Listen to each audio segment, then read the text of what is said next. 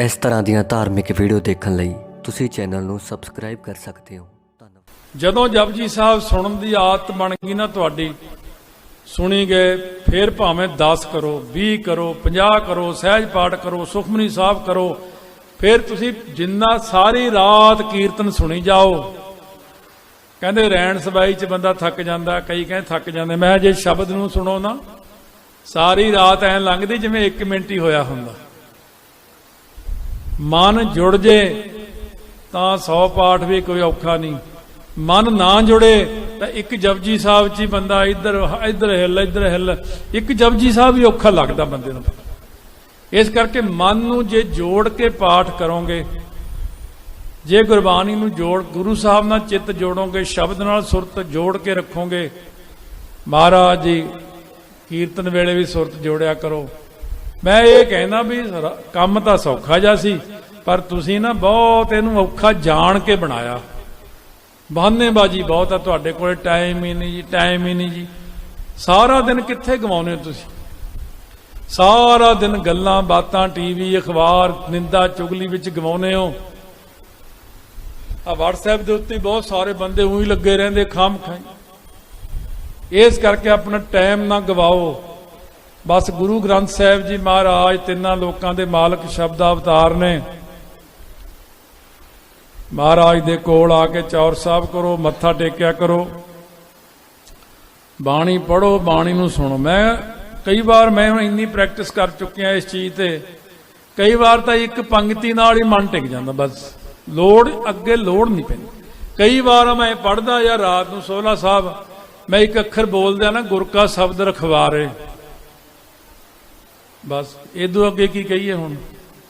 ਜਾਂ ਇੱਕ ਪੜ੍ਹਦੇ ਹੁੰਦੇ ਨਾਲ ਨਰੈਣ ਮੇਰਾ, ਫਿਰ ਤਾਂ ਅੰਡਰਸਟੂਡ ਹੀ ਆ ਵੀ ਜਮਦੂਤ ਨਾ ਆਵੇ ਨੇਰ। ਜਾਂ ਮੇਰੇ ਨਾਲ ਨਰੈਣ ਹੈ ਤੇ ਜਮਦੂਤ ਨੇ ਕੀ ਲੈਣ ਆਉਣਾ ਇੱਥੇ। ਕੰਠ ਲਾਏ ਪ੍ਰਭ ਰਾਖੈ, ਸਤਿਗੁਰੂ ਕੀ ਸਤ ਸਾਖੈ। ਮਹਾਰਾਜ ਦੀ ਕਿਰਪਾ ਹੋ ਜਾਂਦੀ ਹੈ। ਇੱਕ ਪੰਕਤੀ ਹੀ ਬਹੁਤ ਹੈ। ਆ ਬੜਿਆਂ ਨੂੰ ਮੈਂ ਇੱਕ ਪੰਕਤੀ ਹੀ ਕਰਾਈ ਹੈ। ਇਹ ਮੈਂ ਕਿਸੇ ਮਹਾਂਪੁਰਖ ਤੋਂ, ਬਾਬਾ ਓਂਕਾਰ ਸਿੰਘ ਜੀ ਮਹਿਤਪੁਰ ਲੱਧਣੀ ਵਾਲੇ ਮਹਾਂਪੁਰਖ ਹੋਏ ਨੇ। ਉਹ ਗੱਲ ਕੀ ਹੋਈ, ਬਾਬਾ ਜੀ ਕੋਲ ਇੱਕ ਬਜ਼ੁਰਗ ਆਇਆ, ਕਹਿੰਦੇ ਬਾਬਾ ਜੀ ਸਾਡੇ ਘਰ ਦੇ ਚ ਨਾ ਬੜੀਆਂ ਬਲਾਵਾਂ, ਛਾਇਆ ਛਪਾਇਆ ਜੇ, ਬਾਬਾ ਜੀ ਬੜੇ ਦੁਖੀ ਆ। ਕਹਿੰਦੇ ਪਾਠ ਕਰ ਚੌਪੀ ਸਾਹਿਬ ਦੇ। ਕਹਿੰਦੇ ਮਹਾਰਾਜ ਅਨਪੜ੍ਹ ਆ। ਕਹਿੰਦੇ ਮੂਲ ਮੰਤਰ ਕਰ, ਮੈਨੂੰ ਉਹ ਵੀ ਨਹੀਂ ਆਉਂਦਾ। ਬਾਬਾ ਜੀ ਕਹਿੰਦੇ ਚੱਲ ਤੈਨੂੰ ਮੈਂ ਇੱਕ ਤੁਕ ਯਾਦ ਕਰਾਉਣਾ, ਸਾਰਾ ਦਿਨ ਮੇਰੇ ਕੋਲ ਬਹਿ ਕੇ ਪੜ੍ਹੀ ਜਾ। ਕਹਿੰਦੇ ਕਹਿ, ਇੱਕ ਓਂਕਾਰ ਸ੍ਰੀ ਵਾਹਿਗੁਰੂ ਜੀ ਕੀ ਫਤਿਹ, ਇੱਕ ਓਂਕਾਰ ਸ੍ਰੀ ਵਾਹਿਗੁਰੂ ਜੀ ਕੀ ਫਤਿਹ, ਇੱਕ ਓਂਕਾਰ ਸ੍ਰੀ ਵਾਹਿਗੁਰੂ ਜੀ ਕੀ ਫਤਿਹ। ਕਹਿੰਦੇ ਕਰਦਾ ਰਹਿ। ਪਕਾਤੀ ਉਹਨੂੰ। ਉਹ 2-3 ਮਹੀਨੇ ਕਰਦਾ ਰਿਹਾ, ਫੇਰ ਆ ਗਿਆ। ਕਹਿੰਦੇ ਹੁਣ ਆ ਗਿਆ। ਕਹਿੰਦੇ ਬੜਾ ਕੋਈ ਰਹੀ ਨਹੀਂ, ਘਰ ਸਾਰਾ ਠੀਕ ਹੋ ਗਿਆ। ਇਹ ਮੈਨੂੰ ਆਪ ਲੋਕ ਆਏ ਕਹਿੰਦੇ ਨੇ, ਉਹਨਾਂ ਮਹਾਂਪੁਰਖਾਂ ਤੋਂ ਮੈਂ ਇਹ ਟ੍ਰਿਕ ਸਿੱਖਿਆ। ਪਟਿਆਲੇ ਇੱਕ ਮਾਤਾ ਆ ਗਈ ਧੂਰੀ ਦੇ ਇਲਾਕੇ ਦੀ, ਕਹਿੰਦੀ ਉਹਨਾਂ ਦੀ ਬੋਲੀ ਏਦਾਂ, ਬਾਬਾ। ਮੈਂ ਕਿਹਾ ਹਾਂ ਜੀ। ਘਰ ਵਾਲਾ ਵੀ ਪੀਂਦਾ, ਮੁੰਡਾ ਵੀ ਪੀਂਦਾ, ਕਿਵੇਂ ਹਟਾਵਾਂ? ਮੈਂ ਕਿਹਾ ਪਾਠ ਕਰ ਲੈ। ਮੈਂ ਅਨਪੜ੍ਹ ਕਹਿੰਦੀ। ਮੈਂ ਕਿਹਾ ਅੰਮ੍ਰਿਤ ਛਕ ਲਾਂਗੀ। ਅੰਮ੍ਰਿਤ ਕਿਵੇਂ ਛਕਾਂ? ਉਹ ਇਹੋ ਜਿਹੇ ਨੇ ਸਾਰੇ ਖਾਣ ਪੀਣ ਵਾਲੇ। ਮੈਂ ਕਿਹਾ ਚੱਲ ਤੈਨੂੰ ਪੰਕਤੀ ਯਾਦ ਕਰਾਉਣੇ। ਫਿਰ ਇੱਕ 9ਵੇਂ ਪਾਤਸ਼ਾਹ ਦੇ ਸਥਾਨ ਤੇ ਮੱਥਾ ਟੇਕ ਕੇ ਆਈ ਨਾ, ਉੱਤੇ ਲਿਖਿਆ, ਤੇਗ ਬਹਾਦਰ ਸਿਮਰਿਆ ਕਰਨਾ ਨਿਧ ਆਵੈ ਧਾਏ, ਸਭ ਥਾਈ ਹੋਏ ਸਹਾਏ। ਮੈਂ ਉਹਨੂੰ 15-20 ਵਾਰ ਪੜ੍ਹਾਈ, ਉਹਨੂੰ ਪੰਕਤੀ ਯਾਦ ਹੋ ਗਈ। ਕਹਿੰਦੀ ਹੋ ਗਈ ਯਾਦ। ਉਹ 2 ਮਹੀਨਿਆਂ 'ਚ ਫੇਰ ਆ ਗਈ ਮੇਰੇ ਕੋਲ। ਮਾਈ ਨੂੰ ਮੈਂ ਕਿਹਾ ਮਾਈ ਤੂੰ ਫੇਰ ਆ ਗਈ? ਕਹਿੰਦੀ ਉਹ ਤਾਂ ਸ਼ਰਾਬ ਛੱਡ ਕੇ ਦੋਵੇਂ, ਹੁਣ ਗਾਹਾਂ ਦੱਸ ਕੀ ਕਰਾਂ। ਮੈਂ ਕਿਹਾ ਇਹ, ਕਹਿੰਦੀ ਹੁਣ ਪੈਸੇ ਦੀ ਕਮੀ ਆ, ਇਹੀ ਕਰੀ ਜਾ। ਮੈਂ ਕਿਹਾ 9 ਨਿਧ ਆਵੈ ਧਾਏ ਹੋ ਜਾਣਾ ਘਰ 'ਚ, 9 ਨਿਧੀਆਂ ਤੇਰੇ ਘਰ 'ਚ ਆ ਜਾਣਗੀਆਂ। ਬਈ ਇੱਕ ਪੰਕਤੀ ਨਾਲ ਹੀ ਸਾਰਾ ਕੁਝ ਹੋ ਜਾਂਦਾ। ਆ ਕਈਆਂ ਨੂੰ ਮੈਂ ਕਰਾਈ, ਪ੍ਰਭ ਕੈ ਸਿਮਰਨ ਰਿੱਧ ਸਿੱਧ 9 ਨਿਧ ਬਸ। ਮੈਂ ਕਿਹਾ ਇਦੋਂ ਗਾਂ ਬਾਦੀ ਨਾ, ਜੇ ਮਾਇਆ ਦੀ ਤੈਨੂੰ ਤੋਟ ਆ। ਬੜੇ ਤੁਹਾਡੇ ਮਨ ਖੁਸ਼ ਹੁੰਦੇ ਆ, ਆ ਮਾਇਆ ਦੀ ਪੰਕਤੀ ਦੱਸੀ ਅੱਜ। ਨਹੀਂ, ਪ੍ਰਭ ਕੈ ਸਿਮਰਨ ਗਿਆਨ ਧਿਆਨ ਤਤ ਬੁੱਧ, ਇਹ ਨਾਲ ਰੱਖਣੀ ਆ। ਨਹੀਂ ਡੁੱਬ ਜਾਓਗੇ ਕੱਲੀ ਰਿੱਧ ਸਿੱਧ 9 ਦੇ, ਡੋਬ ਦੂਗੀ ਤੁਹਾਨੂੰ। ਪ੍ਰਭ ਕੈ ਸਿਮਰਨ ਗਿਆਨ ਧਿਆਨ ਵੀ ਨਾਲ ਚਾਹੀਦਾ। ਉਹ ਜੇ ਸਾਰਾ ਸੁਖਮਨੀ ਸਾਹਿਬ ਪੜ੍ਹ ਲਓ ਤਾਂ ਚੰਗਾ ਨਹੀਂ। ਪਹਿਲੀਆਂ 2 ਅਸ਼ਟਪਦੀਆਂ ਪੜ੍ਹ ਲਓ, ਫਿਰ 4 ਪੜ੍ਹ ਲਓ, 6 ਪੜ੍ਹ ਲਓ, 8 ਪੜ੍ਹ। ਜਿੱਦਣ ਤੁਸੀਂ ਬਾਣੀ ਸੁਣ ਕੇ ਪੜ੍ਹਨ ਲੱਗ ਪਏ ਨਾ, ਇਹ ਮੇਰਾ ਪ੍ਰੈਕਟੀਕਲ ਹੈ। ਜਦੋਂ ਇਹਨੂੰ ਸੁਣ ਕੇ ਪੜਨ ਲੱਗ ਪਏ, ਮੈਂ ਇੱਕ ਵਾਰ ਸਹਿਜ ਪਾਠ ਸੁਣ ਕੇ ਕਰੀ ਗਿਆ, ਤੁਸੀਂ ਮੰਨੋਗੇ ਨਹੀਂ, ਮੈਨੂੰ ਕਿਸੇ ਨੇ ਐ ਮੋਢਿਆਂ ਤੋਂ ਦੱਬ ਕੇ ਬਿਠਾਇਆ ਹੋਇਆ ਉੱਥੇ, ਘਰ ਦੇ ਥੱਲੇ ਰੌਲਾ ਪਾ, ਉਹ ਰੋਟੀ ਤਿਆਰ, ਪ੍ਰਸ਼ਾਦਾ ਤਿਆਰ, ਉਹ ਛਕ ਲਓ ਆ ਕੇ। ਉਹ ਮੈਂ ਕਿਹਾ ਇਹ ਨਹੀਂ ਛੱਡਦਾ ਮੈਨੂੰ। 4-5 ਰਾਗ ਪੜ੍ਹਤੇ, ਉਹ ਬੰਦ ਹੀ ਨਾ ਹੋਵੇ ਮੇਰਾ ਕੰਮ। ਜੇ ਸੁਣਨ ਵਿੱਚ ਚਿੱਤ ਲਾਓ ਤਾਂ ਬੰਦਾ ਕਹਿੰਦਾ ਆਹ ਤਾਂ ਬਈ ਵਧੀਆ ਖੁਰਾਕ ਮਿਲ ਗਈ। ਕਿਹੜੀ? ਥਾਲ ਵਿੱਚ 3 ਵਸਤੂ ਪਈਓ, ਸਤ ਸੰਤੋਖ ਵਿਚਾਰੋ, ਅੰਮ੍ਰਿਤ ਨਾਮ ਠਾकुर का पयो, जिसका सब साधारो, जे को खावे जे को पुंजै तिसका होए उधार। ਇਹ ਵਸਤ ਤਜੀ ਨਾ ਜਾਈ, ਫਿਰ ਤੁਸੀਂ ਤਾਬਿਆਂ ਤੋਂ ਨਹੀਂ ਉੱਠਣਾ। ਫਿਰ ਤੁਸੀਂ ਕਹਿਣਾ ਮੈਂ ਹਲੇ ਹੋਰ ਜਪਜੀ ਸਾਹਿਬ ਕਰੋ। ਗੁਰਮੁਖੋ ਜੋ ਰਸ ਆ ਜਾਂਦਾ ਹੈ, ਫਿਰ ਬੰਦਾ ਬੰਦ ਹੀ ਨਹੀਂ ਕਰਦਾ ਬਾਣੀ ਪੜ੍ਹਨੀ। ਇਹ ਰਸ ਛੱਡੇ, ਪਹਿਲਾਂ ਇਹ ਰਸ ਛੱਡੇ, ਫਿਰ ਉਹ ਰਸ ਆਵਾ, ਆ ਛੱਡ ਦਿਓ। ਬਾਣੀ ਨੂੰ ਕੇਵਲ ਇੱਕ ਗੱਲ ਮੰਨ ਕੇ ਜਾਇਓ, ਕੇਵਲ ਬਾਣੀ ਨੂੰ ਸੁਣਨ ਲੱਗ ਜਾਓ ਬਸ। ਆ ਤੁਸੀਂ ਮੂਲ ਮੰਤਰ ਮੇਰੇ ਨਾਲ ਪੜ੍ਹਿਆ ਹੀ ਸੀ, ਮੈਂ ਤਾਂ ਆਰਾਮ ਨਾਲ ਸ਼ੁਰੂ ਕੀਤਾ ਸੀ ਵੀ ਨਾਲ ਸੁਣਨ ਦਾ ਆਨੰਦ ਲਵਾਂਗੇ, ਨਾਲ ਉਹਨੂੰ ਅਰਥ ਵਿਚਾਰ ਕਰਾਂਗੇ। ਮੈਂ ਕਿਹਾ ਇਹ ਓੰਕਾਰ, ਤੁਸੀਂ ਫਟਾਫਟ ਸਤਨਾਮ ਕਰਤਾ ਪੁਰਖ ਮੁਕਾਓ ਜੀ ਮੁਕਾਓ ਜੀ। ਮੈਂ ਕਿਹਾ ਇਹ ਤਾਂ ਬੜੀ ਤੇਜ਼ ਚੱਲਦੇ ਆ। ਕਿਉਂ? ਤੁਸੀਂ ਨਾ ਤਾਂ ਸੁਣਨ ਵਾਲਿਆਂ ਵਿੱਚੋਂ ਨਾ ਕਮਾਉਣ ਵਾਲਿਆਂ ਵਿੱਚੋਂ। ਤੁਸੀਂ ਤਾਂ ਸਾਹੋ ਸਾਹੀ ਹੋ ਕੇ 5 ਵਾਰੀ ਪੜ੍ਹ ਕੇ ਮਸੇ ਹੀ ਸਾਹ ਲਿਆ ਵੀ ਲੈ ਵੀ ਖਹਿੜਾ ਛੁੱਟ ਗਿਆ ਹੁਣ। ਨਹੀਂ, ਇੱਕ ਮੂਲ ਮੰਤਰ ਨੂੰ ਹੀ 10 ਮਿੰਟ ਚ ਪੜੋ ਹੌਲੀ ਹੌਲੀ। ਇੱਕ ਓੰਕਾਰ ਕੋਈ ਜ਼ਰੂਰ ਨਹੀਂ ਵੀ ਇੱਕ ਵਾਰ ਕਹਿਣਾ, 2-4 ਵਾਰੀ ਕਹਿ ਦਿਓ। ਫਿਰ ਸਤਨਾਮ ਨੂੰ 3-4 ਵਾਰ ਕਹਿ ਦਿਓ। ਜਦੋਂ ਸਵੇਰੇ ਅੰਮ੍ਰਿਤ ਵੇਲੇ ਜਪਜੀ ਸਾਹਿਬ ਸ਼ੁਰੂ ਕਰਦੇ ਹੋ, ਉਦੋਂ ਇੱਕ ਓੰਕਾਰ ਦਾ ਅਭਿਆਸ 10 ਮਿੰਟ ਤੱਕ ਕਰ ਲਿਆ ਕਰੋ। ਕੋਈ ਜ਼ਰੂਰੀ ਨਹੀਂ ਵੀ ਜਪਜੀ ਸਾਹਿਬ ਛੇਤੀ ਛੇਤੀ ਹੁਣ ਪਹੁੰਚੀਏ ਵੀ ਅੱਗੇ, ਨਹੀਂ। ਉਹ ਇੱਕ ਓੰਕਾਰ ਦਾ ਅਭਿਆਸ ਕਰੋ, ਫਿਰ ਇਹੀ ਸਤਨਾਮ ਹੈ। ਮੂਲ ਤਾਂ ਇਹ 'ਚ ਇੱਕ ਓੰਕਾਰ ਹੀ ਹੈ ਬਸ, ਮੂਲ ਤਾਂ ਓੰਕਾਰ ਹੀ ਹੈ। ਉਹ ਤਾਂ ਲਿਖਿਆ ਵੀ ਉਹ ਕੇਵਲ ਇੱਕੋ ਇੱਕ ਹੈ, ਅਦਵੈਤ ਸਰੂਪ ਹੈ। ਸਾਰਾ ਸਰੂਪ ਕਥਨ ਕਰ ਦਿਓ, ਪੜ੍ਹੀ ਜਾਓ, ਅਭਿਆਸ ਕਰੋ। ਤੁਸੀਂ ਕਹੋਗੇ ਸਾਡੇ ਆ ਬਰਕਤ ਨਹੀਂ ਐ ਨਹੀਂ ਆਉਣੀ। ਦੇਖੋ, ਮੈਂ ਇੱਕ ਗੁਰਮੁਖ ਨੂੰ ਪੁੱਛਿਆ, ਮੈਂ ਕਿਹਾ ਕੇਸੀ ਇਸ਼ਨਾਨ ਵਾਲਾ ਕੰਮ ਹੈ ਬੜਾ ਔਖਾ ਯਾਰ, ਸਵੇਰੇ ਕਿਹੜਾ ਕੇਸੀ ਨਹਾਵੇ ਰੋਜ਼। ਕਹਿੰਦਾ ਉਹ ਗੁਰਮੁਖਾ, ਪੁਰਾਣੇ ਸਮੇਂ ਵਿੱਚ ਸਾਰੇ ਗੁਰਸਿੱਖ ਕੇਸੀ ਨਹਾਉਂਦੇ ਸੀ ਰੋਜ਼। ਕਹਿੰਦੇ ਹੁਣ ਹੌਲੀ ਹੌਲੀ ਹਟ ਗਏ ਆ। ਅੰਮ੍ਰਿਤ ਵੇਲੇ ਸਰਨਾ ਬੰਦਾ ਵੀ ਸਵੇਰੇ ਸਵੇਰੇ ਅੰਮ੍ਰਿਤ ਵੇਲੇ ਇਸ਼ਨਾਨ ਗੁਰਸਿੱਖ ਕਰਦੇ ਸੀ ਉਦੋਂ, ਤੇ ਤੁਸੀਂ ਵੀ ਅੰਮ੍ਰਿਤ ਵੇਲੇ ਇਸ਼ਨਾਨ ਕੇਸੀ ਕਰਿਆ ਕਰੋ। ਕਰਕੇ ਚੌਪੀ ਸਾਹਿਬ ਦੇ 25 ਪਾਠ ਕਰ ਲਿਓ, 25 ਜਪਜੀ ਸਾਹਿਬ, ਬ੍ਰਹਮ ਕਵਚ ਕਰ ਲਓ। ਮੈਂ ਬ੍ਰਹਮ ਕਵਚ ਦੇ ਹੱਕ 'ਚ ਹਾਂ ਵੈਸੇ ਤੁਹਾਡੇ ਲਈ। ਦਰਬਾਰ ਸਾਹਿਬ ਜਾਓ, ਕੀਰਤਨ ਸੁਣੋ, ਮਨ ਨੂੰ ਸ਼ਾਂਤੀ ਆਉਂਦੀ ਹੈ। ਪਰ ਕਹਿੰਦੇ ਵੀ ਸ਼ਾਂਤੀ ਤਾਂ ਆਉਂਦੀ ਹੈ, ਪਰ ਉੱਥੇ ਜਾ ਕੇ ਸਮਝ ਨਹੀਂ ਲੱਗੀ ਕੁਛ। ਜਿਵੇਂ ਬਾਹਰਲੇ ਦੇਸ਼ ਵਿੱਚ ਇੱਕ ਗੋਰਾ, ਕਾਫੀ ਗੋਰੇ ਜਾਂਦੇ ਸੀਗੇ, ਇੱਕ ਸਿੰਘ ਉਹਨਾਂ ਨੂੰ ਗੱਡੀ ਤੇ ਲੈ ਕੇ ਜਾਂਦਾ ਹੁੰਦਾ ਸੀ। 2 ਘੰਟੇ ਦੀ ਡਰਾਈਵ ਸੀ। ਆਸਟ੍ਰੇਲੀਆ ਦੀ ਗੱਲ ਹੈ।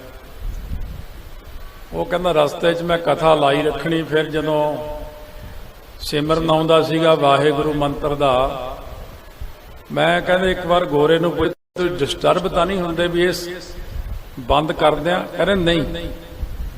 ਕਹਿੰਦਾ ਮੇਰੀ ਜਾਚੇ ਇਹ ਕੋਈ ਧਾਰਮਿਕ ਚੀਜ਼ ਹੈ ਤੁਹਾਡੀ, ਜਿਹੜੀ ਜਦੋਂ ਇਹ ਚੱਲਦੀ ਹੈ ਸਮਝ ਤਾਂ ਨਹੀਂ ਮੈਨੂੰ ਪੈਂਦੀ, ਪਰ ਇਹਦੇ ਵਿੱਚੋਂ ਜਿਹੜੀ ਵਾਈਬ੍ਰੇਸ਼ਨ ਆਉਂਦੀ ਮੇਰੇ ਵੱਲ ਨੂੰ, ਉਹ ਮੇਰੇ ਮਨ ਨੂੰ ਸ਼ਾਂਤੀ ਬੜੀ ਦਿੰਦੀ ਹੈ।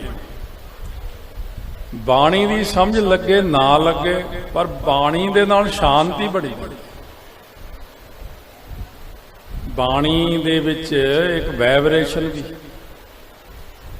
ਆ ਬੱਲਬ ਲੱਗੇ ਹੋਏ ਨੇ, ਇਹਨਾਂ ਚੋਂ ਗਰਮੀ ਵੀ ਨਿਕਲਦੀ। ਇੱਕ ਚੀਜ਼ ਨਾਲ ਇਹ ਵੀ ਦਿੰਦੇ ਆਪਾਂ ਨੂੰ, ਪਰ ਚਾਨਣ ਦੀ ਲੋੜ ਆਪਾਂ ਨੂੰ। ਪੱਖਾ ਚੱਲ ਰਿਹਾ, ਇਹਦੇ ਵਿੱਚੋਂ ਵਾਈਬ੍ਰੇਸ਼ਨ ਜਿਹੜੀ ਆਉਂਦੀ ਉਹ ਠੰਡੀ ਆਉਂਦੀ ਹੈ, ਉਹ ਹਵਾ ਵੀ ਨਾਲ ਦੇ ਰਿਹਾ। ਹਰ ਚੀਜ਼ ਦੀ ਆਪਣੀ ਵਾਈਬ੍ਰੇਸ਼ਨ। ਸੋ ਇਸ ਕਰਕੇ ਮਹਾਰਾਜ ਸੱਚੇ ਪਾਤਸ਼ਾਹ ਕਹਿੰਦੇ ਨੇ ਪ੍ਰਭਾਵ, ਜਿੱਦਾਂ ਅਰਥ ਸੁਣ ਲਈਏ ਨਾ, ਅਰਥ ਜਿਹੜੀ ਅੱਜ ਕੱਲ੍ਹ ਆਮ ਤੌਰ ਤੇ ਸੰਗਤ ਸਾਨੂੰ ਪ੍ਰਸ਼ਨ ਕਰਦੀ ਹੈ, ਫੋਨ ਕਰਦੀ, ਜਾਂ ਸੰਗਤ ਕੋਈ ਪ੍ਰੇਮੀ ਮਿਲਦੇ ਨੇ ਤੁਹਾਡੇ ਵਰਗੇ ਗੁਰਮੁਖ, ਸਾਰੇ ਕਹਿੰਦੇ ਨੇ ਬਾਣੀ ਤਾਂ ਪੜ੍ਹਦੇ ਆ ਪਰ ਮਨ ਨਹੀਂ ਟਿਕਦਾ। ਇਹ ਪਹਿਲੀ ਗੱਲ ਤਾਂ ਇਹ ਦੇਖੋ, ਨੂੰ ਸਬਰ ਸੰਤੋਖ ਨਾਲ ਟਿਕਣ ਦਿਓ, ਆਪਣੇ ਕੰਮਕਾਰ ਕਰੀ ਜਾਓ, ਸਹਿਜੇ ਸਹਿਜੇ ਟਿਕਾਉਣ ਦੇ ਯਤਨ ਵੀ ਨਾਲ ਨਾਲ ਕਰਦੇ ਰਹੋ। ਇਹ ਨਹੀਂ ਹੈ ਕਿ ਇਹ ਮਨ ਨੇ ਅੱਜ ਹੀ ਟਿਕ ਜਾਣਾ, 6 ਮਹੀਨੇ ਟਿਕ ਜਾਣਾ, ਨਹੀਂ। ਮੈਨੂੰ 44ਵਾਂ ਸਾਲ ਹੈ ਹੁਣ ਇਸ ਲਾਈਨ 'ਚ। ਮੈਂ ਕਦੇ ਕਾਹਲ ਨਹੀਂ ਕਰਦਾ, ਮੈਂ ਕਹਿੰਦਾ ਕੋਈ ਨਹੀਂ, ਟਿਕ ਜੂਗਾ ਹੌਲੀ ਹੌਲੀ। ਮੇਰੇ ਕੋਲ ਇੱਕ ਚੀਜ਼ ਇਹ ਆ ਵੀ ਮੈਂ ਜਿਹੜਾ ਤੁਹਾਨੂੰ ਕਥਾ ਸੁਣਾਉਣਾ, ਅਰਥ ਸੁਣਾਉਣਾ, ਤੁਹਾਡੀਆਂ ਜਿਹੜੀਆਂ ਅਸੀਸਾਂ ਮਿਲਦੀਆਂ ਮੈਨੂੰ, ਮੇਰੇ ਲਈ ਇਹ ਬਹੁਤ ਵੱਡੀ ਚੀਜ਼ ਹੈ। ਜੇ ਮੈਂ ਲਗਭਗ 50 ਸਾਲ ਵੀ ਬੰਦਗੀ ਕਰਦਾ ਤਾਂ ਆਹ ਚੀਜ਼ ਨਹੀਂ ਸੀ ਮਿਲਣੀ ਜੋ ਤੁਸੀਂ ਹੁਣ ਦੇ ਰਹੇ ਹੋ ਮੈਨੂੰ। ਤੁਹਾਡੀਆਂ ਜਿਹੜੀਆਂ ਆਸ਼ੀਰਵਾਦ ਮਿਲਦੀਆਂ, ਦੇਹੋ ਸੱਜਣ ਅਸੀਸੜੀਆਂ ਜਾਂ ਹੋਵੇ ਸਾਹਿਬ ਸੋ ਮੇਲ। ਸਾਧ ਸੰਗਤ ਜਿਹੜਾ ਮਨ ਦਾ ਟਿਕਣਾ, ਇੱਕ ਤੇ ਇਹਦੇ ਵਿੱਚ ਕਾਹਲ ਨਾ ਕਰੋ, ਇੱਕ ਸਹਿਜ ਰੱਖੋ, ਇੱਕ ਟੀਚਾ ਰੱਖੋ। ਜਿਵੇਂ ਅੱਜ ਪਹਿਲੇ ਦਿਨ ਬੱਚਾ ਸਕੂਲ 'ਚ ਪਾਇਆ, ਆਪਾਂ ਕਹਿੰਦੇ ਇਹਨੂੰ ਮੈਂ PhD ਕਰਾਉਣੀ ਆ, ਫਿਰ 16 ਸਾਲ MA ਦੇ 2 ਸਾਲ, 18 ਸਾਲ ਵੇਟ ਕਰਨੀ ਪੈਣੀ, 12 ਸਾਲ +2 ਦੇ, ਜੇ ਡਾਕਟਰ ਬਣਾਉਣਾ 6 ਸਾਲ ਅੱਗੇ ਡਾਕਟਰੀ ਦੇ, 12 6 18 ਸਾਲ ਤੱਕ ਉਹ ਬੱਚਾ ਪੜ੍ਹਦਾ ਹੀ ਰਹਿੰਦਾ। ਆਪਾਂ ਸਬਰ ਨਾਲ ਸਕੂਲ ਛੱਡਦੇ, ਕਿੰਨਾ ਸਬਰ ਹੁੰਦਾ, ਛੱਡੋ ਲਿਆਓ, ਛੱਡੋ ਲਿਆਓ, ਰੋਜ਼ ਕਰਦੇ। ਫਿਰ ਟਿਊਸ਼ਨ ਤੇ ਛੱਡਣ ਜਾਓ, ਫਿਰ ਲੈ ਕੇ ਆਓ, ਫਿਰ ਮਾਤਾ ਉਹਨਾਂ ਦੀ ਸੇਵਾ ਕਰਦੀ। 18 ਸਾਲਾਂ ਬਾਅਦ ਇੰਨੀ ਪੜ੍ਹਾਈ ਕਰਨ ਦੇ ਨਾਲ ਨਾਲ 18 ਤੇ ਵੱਖਰੇ ਆ, ਪੜ੍ਹਨ ਕਿੰਨੀ ਉਮਰ 'ਚ ਲੱਗਿਆ ਸੀ ਬੱਚਾ? ਪਹਿਲਾਂ 6 ਸਾਲ ਦਾ ਬੱਚਾ ਲੱਗਦਾ, 18 ਤੇ 6 24 ਸਾਲ। ਇੱਕ ਆਮ ਡਾਕਟਰ 23-24 ਸਾਲ ਦਾ ਜਾ ਕੇ ਬਣਦਾ। ਸਬਰ ਤੇ ਮਿਹਨਤ ਤੇ ਸੰਤੋਖ ਜਿਹੜਾ ਹੈ, ਇਹ ਮਨ ਦੀ ਇਕਾਗਰਤਾ ਵਿੱਚ ਸਹਾਇਕ ਹੁੰਦਾ। ਹੁਣ ਸਤਿਗੁਰੂ ਨਾਨਕ ਸਾਹਿਬ ਨੂੰ ਬੇਨਤੀ ਕੀਤੀ ਕਿ ਮਹਾਰਾਜ,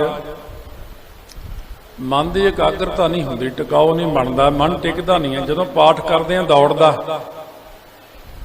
ਸਤਿਗੁਰੂ ਮਹਾਰਾਜ ਕਹਿਣ ਲੱਗੇ, ਭਾਈ ਦੇਖੋ ਇੱਕ ਤਰੀਕਾ ਹੁੰਦਾ, ਸਿਆਣੇ ਬੰਦੇ ਸਮਝੋ ਇਸ ਗੱਲ ਨੂੰ। ਕੁੰਭੇ ਬੱਧਾ ਜਲ ਰਹਿ,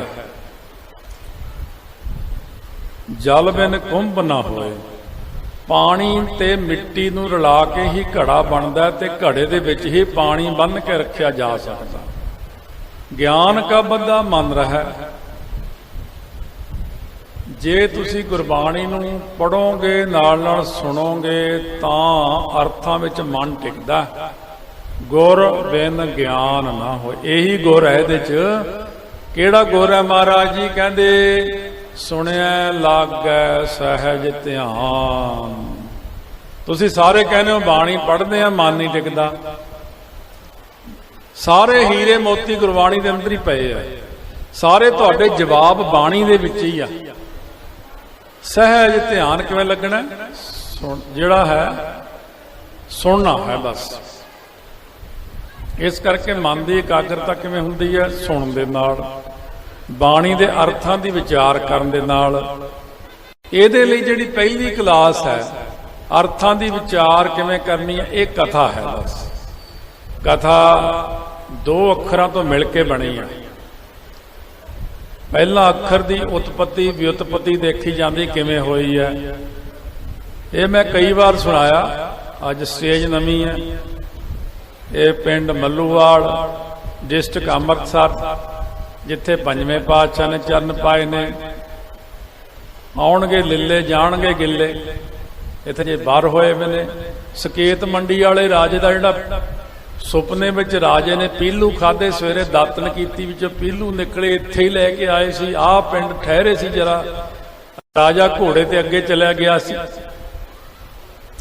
ਇੱਥੇ ਹੀ ਕੌਤਕ ਹੋਇਆ ਸਾਰ। ਮੈਂ ਤਾਂ ਦੱਸਿਆ ਕਿਉਂਕਿ ਆਪਣੀ ਕਥਾ ਸਾਰੇ ਵਰਲਡ 'ਚ ਲਾਈਵ ਜਾ ਰਹੀ ਹੈ ਇਸ ਵਕਤ। ਸੰਗਤ ਨੂੰ ਕੀ ਪਤਾ ਇਹ ਕਿੱਥੇ ਕਥਾ ਹੋ ਰਹੀ ਹੈ, ਨਾਲੇ ਪਿੰਡ ਦਾ ਇਤਿਹਾਸ ਆ ਗਿਆ ਆਪਣੇ ਕੋਲੇ।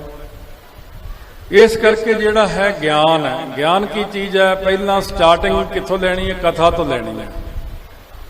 ਪਹਿਲਾਂ ਸਭ ਤੋਂ, ਉਸ ਤੋਂ ਪਹਿਲਾਂ ਦੀ ਸਟਾਰਟਿੰਗ। ਹੁਣ ਆਪਾਂ ਪਹਿਲੀ ਵਾਰ ਜਦੋਂ ਸਕੂਲ ਗਏ ਸੀ, ਆਪਾਂ ਸਾਰੇ ਪੜ੍ਹੇ ਆ।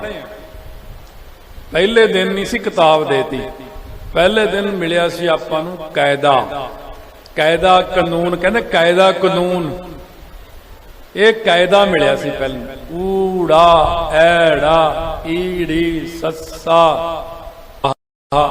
ਸਾਰੇ 35 ਅੱਖਰ।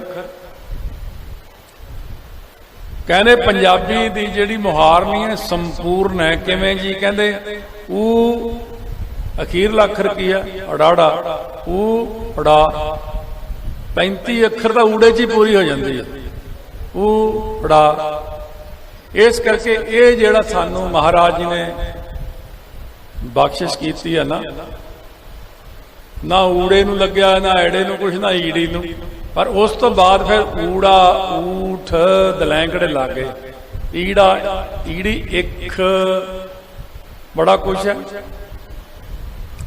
ਇਹ ਹੁਣ ਅੱਖਰਾਂ ਨੂੰ ਸਿਹਾਰੀਆਂ ਬਿਹਾਰੀਆਂ ਦਲੈਂਕੜ ਔਂਕੜ ਸਾਰੇ ਅਸੀਂ ਸਿੱਖੇ। ਮਤਾ ਆਖੋ ਵੀ ਮੈਂ ਐਮਏ ਕਰ ਗਿਆ, ਮੈਂ ਇੰਨਾ ਪੜ੍ਹ ਗਿਆ, ਨਹੀਂ। ਪਹਿਲਾਂ ਤਾਂ ਸਾਰਿਆਂ ਨਾਲੋਂ ਅੱਖਰ ਸਿੱਖੇ, ਫਿਰ ਅਸੀਂ ਮੁਹਾਰਨੀ ਸਿੱਖੀ, ਫਿਰ ਅਸੀਂ 2 ਅੱਖਰ ਜੋੜ ਜੋੜ ਕੇ ਸਿੱਖੇ। ਆੜਾ ਖੱਖਾ ਅੱਖ, 2 ਅੱਖਰ ਜੋੜੇ, ਫਿਰ 3 ਅੱਖਰ ਜੋੜੇ, ਫਿਰ 4 ਅੱਖਰ ਜੋੜੇ। 1 ਸਾਲ ਤਾਂ ਉਹ ਕੱਚੀ ਪਹਿਲੀ 'ਚ ਲੱਗ ਗਿਆ, ਫਿਰ ਪੱਕੀ ਪਹਿਲੀ 'ਚ ਲੱਗ ਗਿਆ। 2 ਸਾਲਾਂ ਵਿੱਚ ਸਾਨੂੰ ਸਿਰਫ ਊੜਾ ਐੜਾ ਤੇ ਮੁਹਾਰਨੀ ਦਾ ਗਿਆਨ ਹੋਇਆ।